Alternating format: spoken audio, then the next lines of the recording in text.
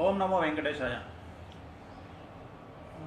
మిథున రాశి జాతకానికి సంబంధించి 2017లో ఎలా ఉండబోతుంది?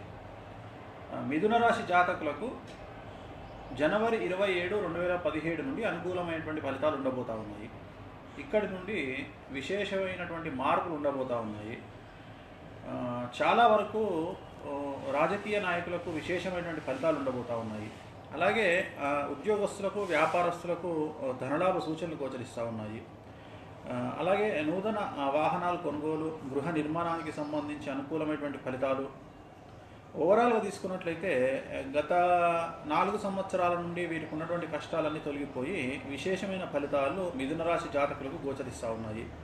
2019 నుండి మిథున రాశి జాతకులకు బ్యాడ్ టైం కనిపిస్తూ ఉంది. కాబట్టి మీరు చేయాలనుకున్న పనులన్నీ కూడా, మీ గోల్స్, మీ టార్గెట్స్ ఏమన్నా ఉంటే ఈ 2.5 సంవత్సరాల్లో కంప్లీట్ చేసుకున్నట్లయితే చాలా అనుకూలంగా ఉండేటువంటి అవకాశాలు కనిపిస్తూ ఉన్నాయి. నూతన వ్యాపారాలు, నూతన పెట్టుబడులు, వీటన్నిటికీ ప్రారంభించడానికి మిథున రాశి జాతకులకు అనుకూలమైనటువంటి సంవత్సరంగా 2017ను భావించాల్సి ఉంటుంది.